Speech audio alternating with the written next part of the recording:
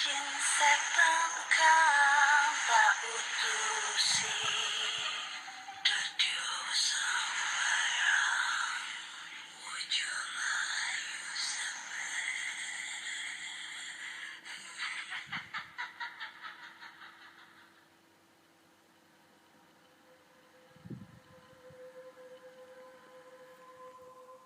Assalamualaikum warahmatullahi wabarakatuh. Selamat datang di podcast kisah horor.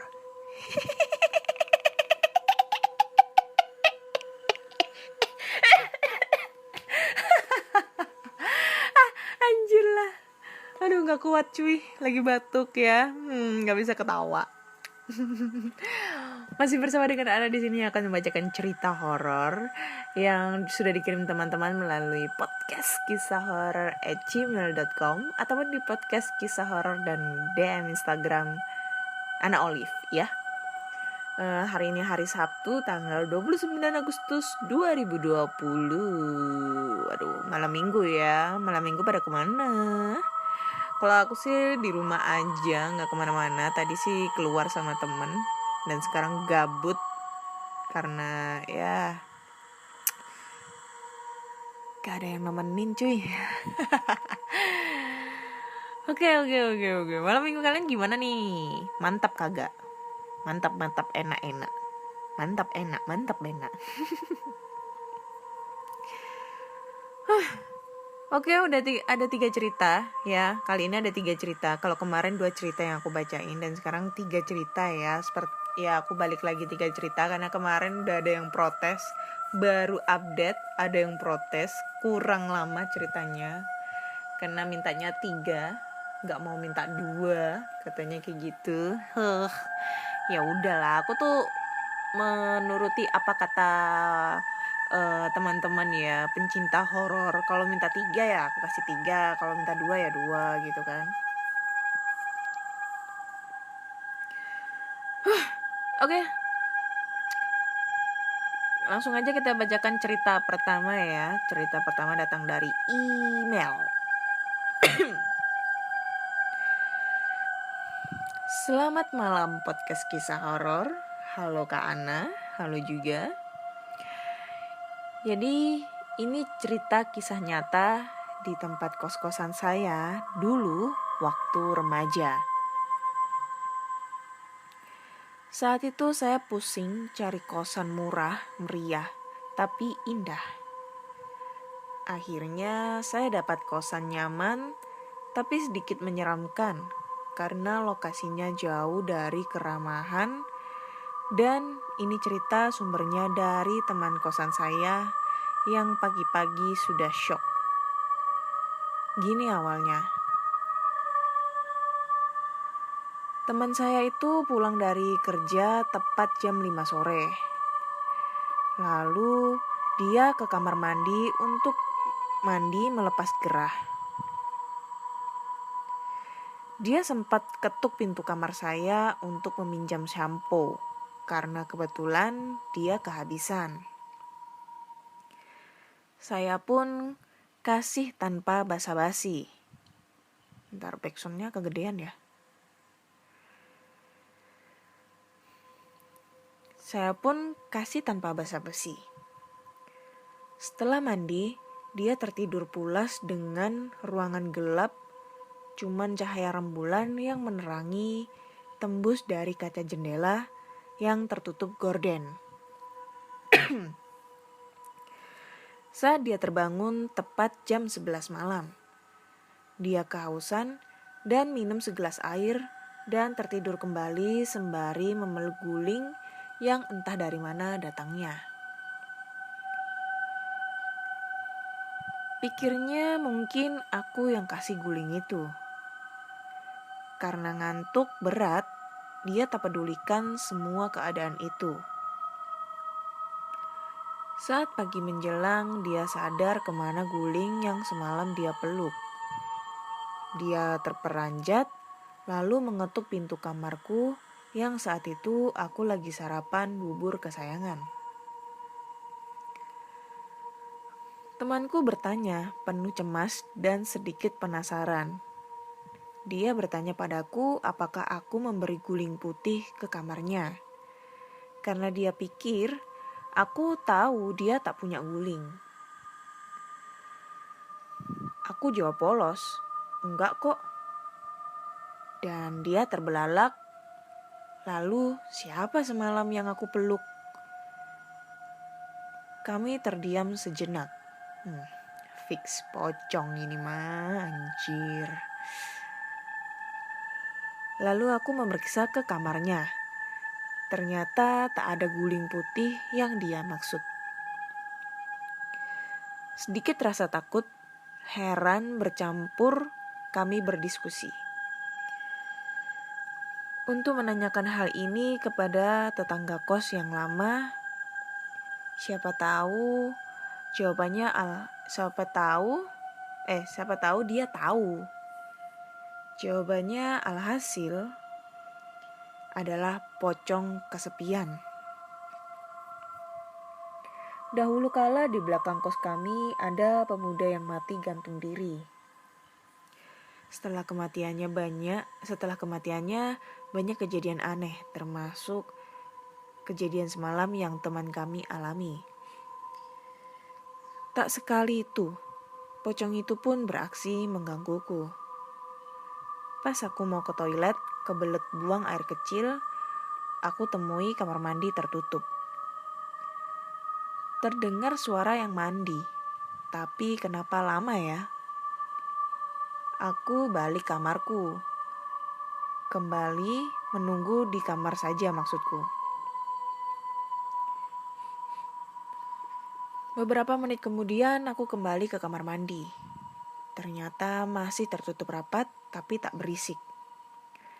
Tak ada tanda orang mandi. Aku ketuk-ketuk dan berbicara. Hai, siapa di dalam?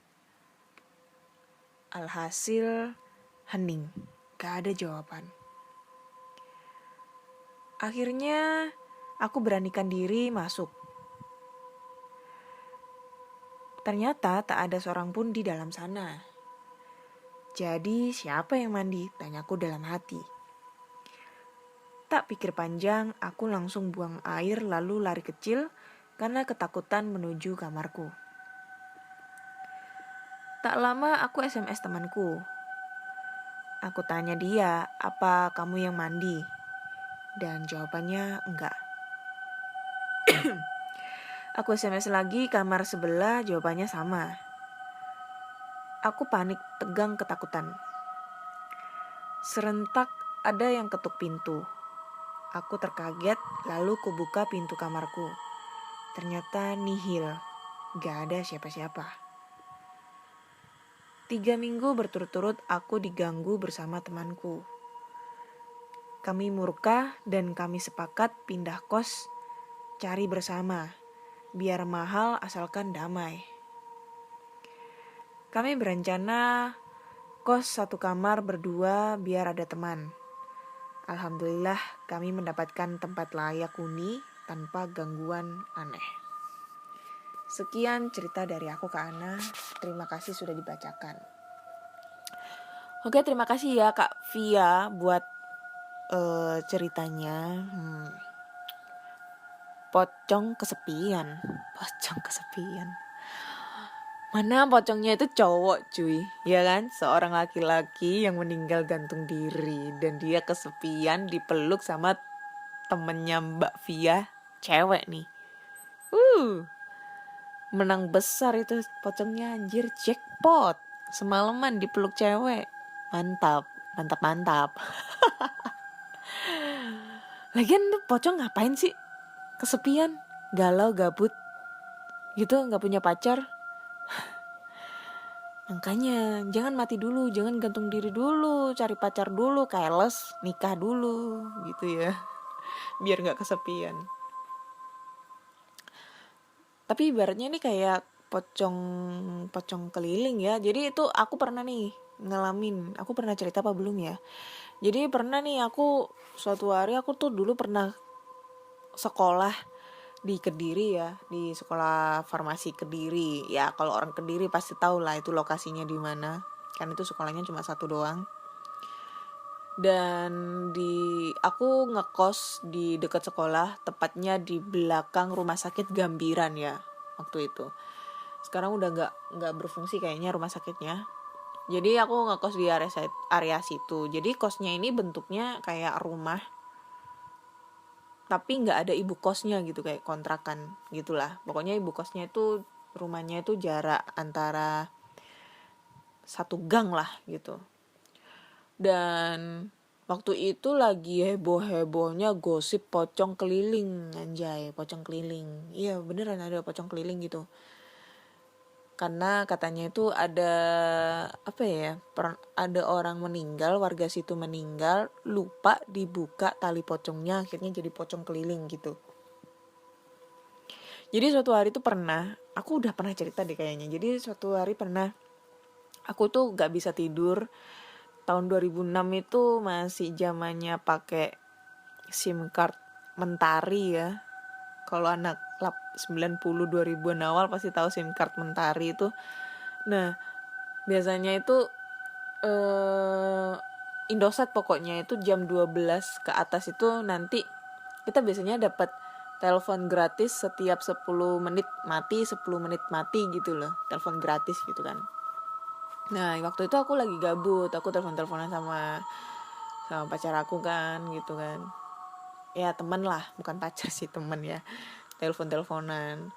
Waktu itu jam 1 apa setengah 2 aku lupa gitu. Aku telepon di ruangan depan, ruang tamu. Aku tidur-tiduran di sofa panjang gitu ya. Teman-temanku udah pada tidur dan ada yang masih nonton TV gitu kan. Nah, lagi enak-enaknya telepon, mati nih teleponnya. Nunggu dong, dia nelpon lagi. Entah kenapa, kayak perasaanku tuh gak enak gitu. Kayak ada sesuatu yang lagi ngawasin di depan gitu. Di luar, pokoknya ngawasin di luar gitu kan. Nah, gorden kos-kosanku ini gordennya itu kayak nerawang gitu kan. Ada yang pokoknya double 2, yang bagian dalam itu terawang, bagian luarnya itu kayak ya gorden biasa gitu. Nah, kebuka dikit gordennya itu. Aku tuh kayak perasaanku tuh gak enak banget. Terus aku ngelihat ke depan dong, arah pintu, dan aku ngelihat di situ, aku ngelihatnya sih agak samar-samar ya. Jadi tuh ngelihat kayak ada kayak buntelan gitu yang ditali gitu, kayak kain ditali di atasnya kayak bentuk pocong gitu kan, tali pocong. Terus dia tuh modelnya tuh kayak ngintip gitu, jadi kelihatan cuma satu matanya gitu, ngintip. Anjir, sumpah serem mukanya. Jadi itu kayak aku ngeliat itu mukanya itu gosong, matanya itu kayak ini, dia tuh matanya kayak hampir keluar, jadi nggak ada kelopak matanya gitu, jadi melotot gitu dan gosong kayak kebakar gitu. Anjir, sumpah serem. Dan itu biasanya kalau di warga-warga lain, kalau misalnya ada yang ngetok pintu 3 kali, dok dok dok, itu katanya itu biasanya menandakan ada yang meninggal gitu di lingkungan situ. Kayak gitu sih ceritanya. Mungkin bagi kalian semua pernah deh ngalamin namanya cerita pocong keliling kali ya. Nggak tahu. Oke, terima kasih Mbak Via buat ceritanya. Lanjut kita ke cerita kedua ya. Cerita kedua. Oke, cerita kedua dari siapa? Oke, langsung aja kita bacakan ceritanya. Hai Kak Ana. Ini cerita seram gue yang berhubungan dengan kuntilanak cowok. Anjay, kuntilanak cowok? Emang ada ya kuntilanak cowok? Baru tahu deh. Jadi gini, gue itu dulu tinggal di Bogor. Dan karena nenek gue sakit dan minta ditemenin sama nyokap gue, akhirnya gue pindah dari Tangerang ke rumah nenek gue. Nah, di rumah nenek gue itu lumayan luas. Ditambah di samping rumah nenek itu dibuat rumah tante gue, yang punya halaman samping dan bagasi yang luas. Baru-baru pindah ke sana, udah ada hawa yang gak enak. Oh iya, gak lama gue pindah, tante gue yang rumahnya di samping rumah nenek, sakit tipoid, lama banget sakitnya. Tipoid itu kayak gimana ya? Setelah tante gue pulang dari rumah sakit, malamnya gue tidur di rumah tante gue sama nenek gue. Gue tidur di bawah kasur tante gue pakai kasur lipat. Posisi gue tidur di samping nenek gue dan nenek gue tidur di depan pintu. Jam 1 dini hari gue kebelet pipis. Gue bangunin nenek gue dan minta anterin ke kamar mandi buat pipis. Kamar mandi tante gue menghadap halaman samping rumah yang ada pohon pisang dan pohon belimbing. Gak tahu gue salah denger atau enggak, pas gue pipis kayak ada orang jalan di bawah jendela. Di bawah jendela kan banyak triplek gak terpakai. Otomatis kalau ada yang nginjek itu triplek pasti bunyi dong. Gue bilang ke nenek, kata nenek paling kucing. Pas balik ke kamar, gue jadi gak bisa tidur. Gak tahu kenapa. Pas jam 2-an, pintu rumah tante gue ada yang ngetok. Awalnya pelan. Tapi karena gak ada jawaban, makin lama makin kayak orang kesetanan. Digedor-gedor pintunya. Tante-tante gue pada bangun. Nenek mau buka pintu, tapi sama tante dilarang. Habisnya masa iya jam segini ada orang gedor-gedor pintu. Dan gak lama suaranya hilang disertai geraman. Besok paginya tante gue heboh sama kejadian semalam. Nyokap gue bilang sama bokap, nah bokap gue itu punya temen spiritual. Pas diliatin ternyata yang gedor-gedor pintu itu kuntilanak tapi cowok. Aneh ya, kuntilanak tapi cowok. Malam-malam temen bokap gue itu ke depan rumah tante dan mereka bercakap-cakap dengan penghuni rumah. Dengan persetujuan antara temen bokap dan itu tante atau om, akhirnya kuntilanak cowok itu pergi dan gak ganggu lagi. Gue emang sebelumnya gak pernah tahu tentang keberadaan kuntilanak cowok. Biasanya kuntilanak itu kan cewek. Menurut banyak orang, kuntilanak cowok itu lebih serem daripada yang cewek. Oh iya, karena gak tahan dengan tingkahnya saudara-saudara gue, nyokap mutusin buat pindah rumah. Karena tuntutan pekerjaan juga. Dan biar kerjanya gak terlalu jauh, akhirnya nyokap dapat rumah di belakang tempat dia kerja. Rumahnya minimalis. Dan di atas ada satu ruangan yang gak tahu buat apa bentuknya juga. Bentuknya juga gak jelas. Dibilang buat jemuran tapi tertutup.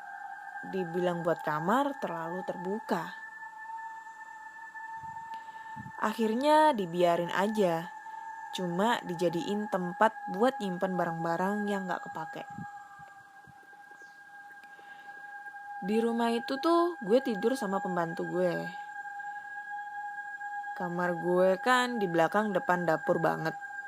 Jadi waktu malam-malam gue pingin minum. Dan gue bangun karena gue setengah sadar. Dan karena gue bangun setengah sadar gue buka kulkas. Nah, di samping kulkas ada cewek pakai baju putih berdiri. Gue kira itu si Mbak. Gue ngomong tuh ke si Mbak, ngapain di sini? Bukannya tidur. Nah, Si Mbak diem aja tuh. Gue sih gak mikir apa-apa, namanya ngantuk. Pas balik ke kamar, gue kan tidur di pojok. Pas gue mau balik ke kasur, gue ngelewatin Mbak yang lagi tidur di pinggir. Besok paginya gue baru sadar. Gue cerita ke Mbak, tapi dia gak percaya. Gue juga mikir, mungkin karena lagi ngantuk aja kali ya. Nah, kalau setiap pagi tuh si Mbak kan udah duluan bangun. Tapi karena gue masuk siang, jadi gak pernah dibangunin. Tapi setiap pagi itu ada sosok cewek yang bangunin gue. Bilang kalau udah bangun pagi, sekolah. Oh, jadi ini cewek yang membangun itu bilang kayak, udah pagi, sekolah gitu. Alarm tuh setan, anjir lah. Dan kalau gue mau tidurkan nonton TV dulu, tapi nggak pernah dimatiin sengaja karena takut. Tapi anehnya kalau pagi itu nggak pernah nyala, pasti udah dalam keadaan mati. Kalau gue nanya ke Mbak, pasti dia ngiranya ke gue. Gue nggak enak banget sih ngomong gue loh. Gue, anjir. Udah gitu hawa di kamar gue panas banget. Padahal udah pakai AC dan kipas angin, tapi tetap aja panas. Oke, skip. Karena nyokap gue beli rumah di perumahan depan, akhirnya gue pindah. Pas pindah itu rumah kan dibenerin dulu sama temen nyokap gue, si Om A sama Om B.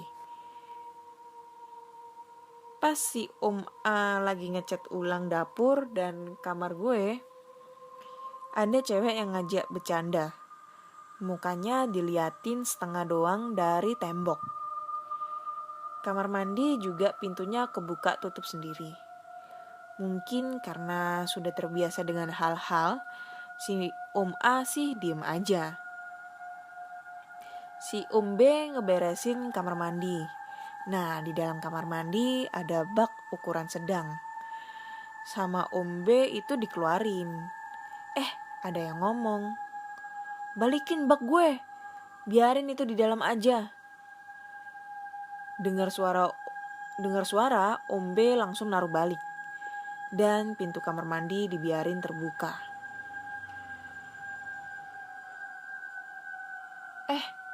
Pas lagi beres-beres mau pulang, pintu kamar mandi ketutup sendiri.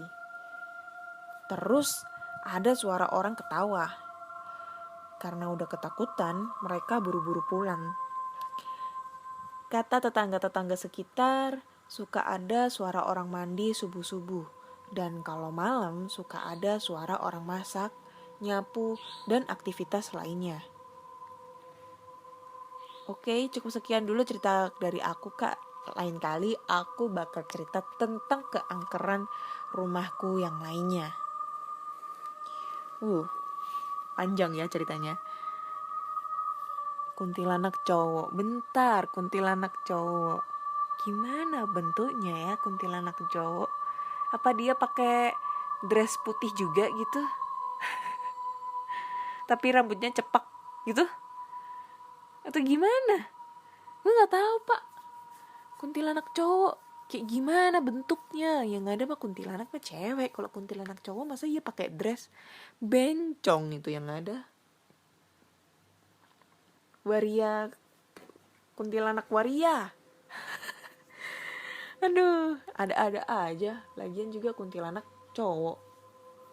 Gendruwo kali, apa mungkin ya emang sosok cowok gitu kali. Entahlah. Lagian juga beli rumah yang angker-angker amat. Oke. Kita lanjut lagi ke cerita ketiga ya, cerita terakhir. Oke, cerita terakhir. Ini kisah nyata saya. Sebelumnya saya belum pernah sekali lihat hantu atau setan sekalipun, tapi inilah pertama lihat apa itu hantu. Ceritanya waktu itu saya dengan 3 teman saya habis jalan-jalan malam cari tempat angker. Explore ya, dia ikut-ikutan explore. Akhirnya kita memutuskan ke tempat hutan lindung sebelah desa yang pernah jadi tempat pembuangan mayat mutilasi. Pas sampai sana hawanya dingin banget. Tapi saya cuma berpikir positif. Mungkin karena di tengah hutan, makanya dingin. Dan waktu sudah menunjukkan pukul 23.30 malam. Ketiga teman saya mulai berpencar. Ada yang bersila di rumput, ada yang hanya berdiri sambil menutup mata, dan ada yang jongkok sambil menunduk. Maklum mereka semua punya kelebihan dan ilmu batin. Sedangkan saya yang tidak mengerti apa-apa cuma bisa duduk di atas motor sambil melihat mereka, sampai salah satu teman saya bilang, "Kalian lihat gak perempuan di atas pohon besar itu?" Kata teman saya yang berdiri. "Iya, pakai baju putih. Itu kuntilanak, tapi cantik," kata kedua teman saya yang lainnya. "Apa-apaan? Gak ada apa. Itu cuma pohon besar dan gak ada apa-apanya," kata saya yang gak tahu apa-apa. Makanya coba konsentrasikan pikiranmu dan berlatih olah batin biar tahu, kata teman saya, dan akhirnya saya ngajak balik mereka semua karena saya tetap gak bisa konsentrasi. Padahal saya pengen lihat kayak apa itu hantu. Dan waktu pulang kita kumpul di rumah salah satu teman saya. Tapi saya gak ikut masuk. Saya milih duduk di perempatan jalan depan rumahnya bersama satu teman saya. Dan waktu itu jam 1:30 dini hari, kami berdua ngobrol tentang cara olah mata batin, sampai teman saya mengalihkan pembicaraan karena melihat sosok yang aneh di ujung jalan. "Bro, coba lihat itu orang apa bukan?" kata teman saya sambil nunjuk ke arah sosok hitam kecil itu. Saya pun lihat ke arah yang ditunjuk sambil memperhatikan. Bener, saya lihat sosok pendek hitam, tapi yang aneh, dia jalan sambil ngangkang. Anjir, jalan sambil ngangkang. Serem, cuk. "Bro, makhluk apa itu? Bukan tuyul kan? Masa tuyul jalan ngangkang?"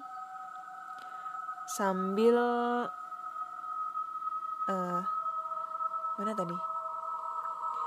Sambil nahan tawa karena baru lihat hantu, tapi hantunya aneh.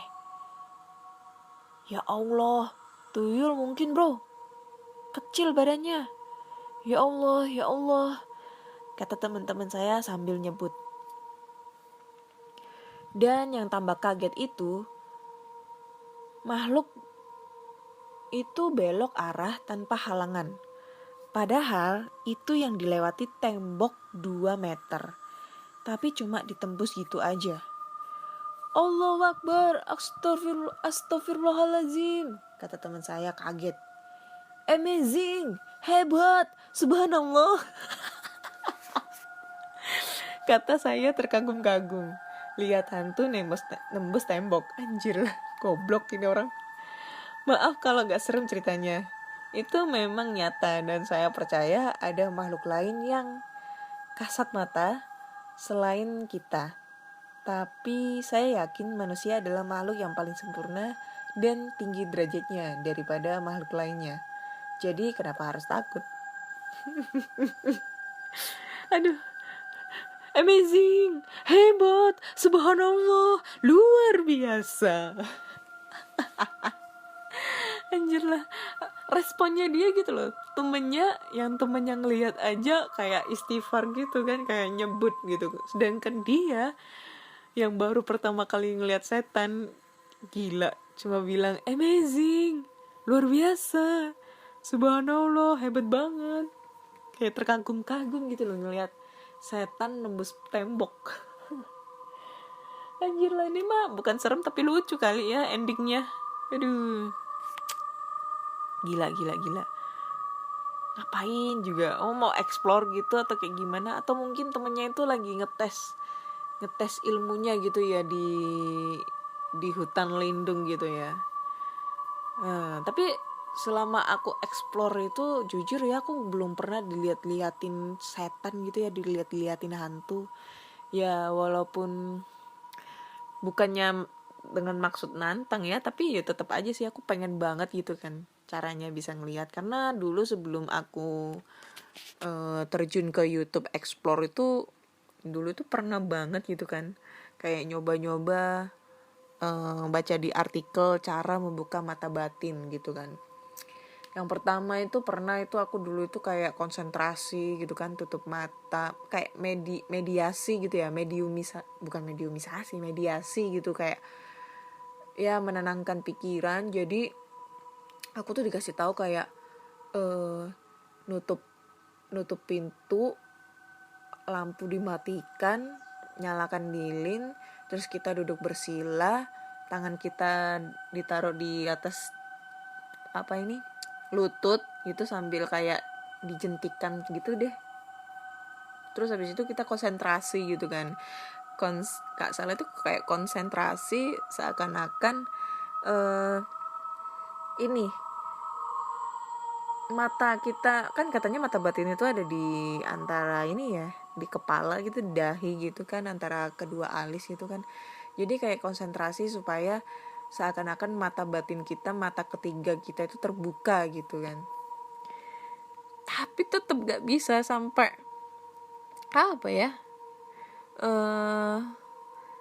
berapa jam aku sadar, hampir 1 jam itu sampai pegel, sampai kesemutan kaki, tetap gak bisa. Terus ada lagi kayak kita harus membaca lafaz ya, pokoknya doa-doa supaya kita bisa mata batin kita kebuka gitu, membacanya berapa ratus kali kayak gitu tanpa putus-putus itu, sampai aku capek ngebacanya gitu kan, karena memang ngebacanya itu harus sebanyak mungkin dan ikhlas gitu ibaratnya, tapi tetap aja nggak bisa.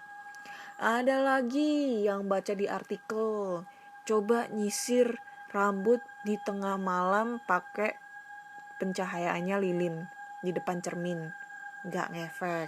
Udah pernah aku coba cuy itu tengah malam. Mandi tengah malam nggak ngefek. Terus apa lagi ya,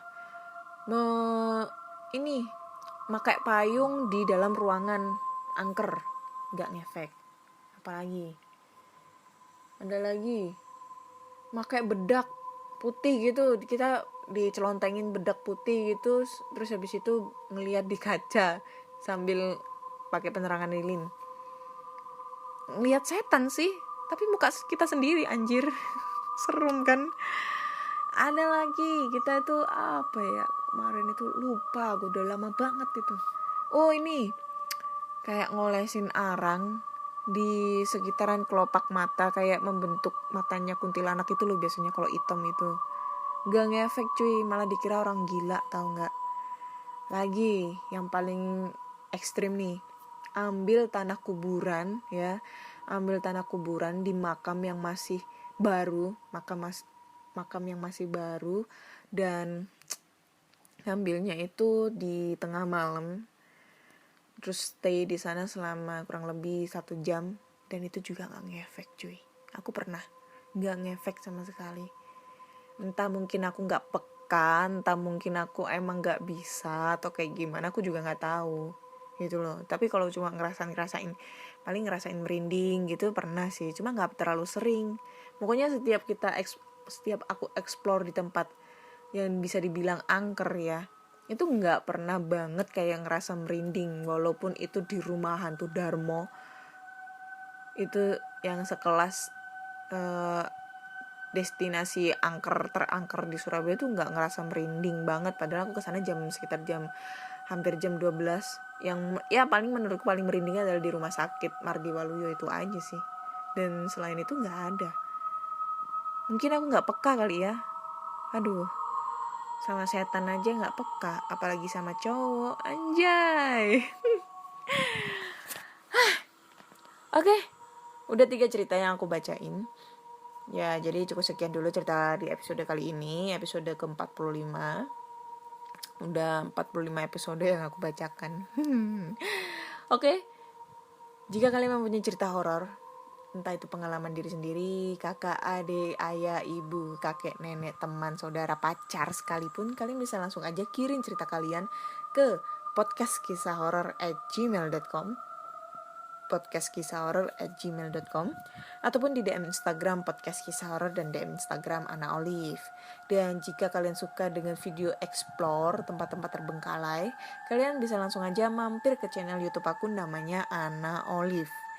Di situ ada video explore tempat-tempat terbengkalai, atau mungkin melakukan challenge, atau mungkin ini ya cerita-cerita horor juga, nge-podcast juga, tapi ceritanya beda dengan yang ada di Spotify gitu. Dan aku sekarang nggak pernah upload lagi ya, jarang banget. Jangan lupa klik tombol subscribe, like, komen, dan share. Dan podcast kisah horor kali ini sudah eksklusif di Spotify, Google Podcast, Apple Podcast, ataupun di Anchor. Sebenarnya sih masih banyak lagi, tapi kebanyakan rata-rata orang ngedengerinnya lewat Spotify ya. Jangan lupa klik tombol follow agar kalian selalu update tentang cerita-cerita horor terbaru. Hei, mantap kan? Terima kasih udah ngedengerin. Selamat bermalam minggu buat yang malam mingguan, yang lagi jomblo ya kalian gigi jari aja di rumah, nggak usah aneh-aneh, nggak usah bunuh diri karena nggak punya cewek akhirnya menjadi pocong kesepian. Nggak banget kan, ya kan? Oke, nantikan cerita-cerita horor di episode berikutnya. Selamat malam.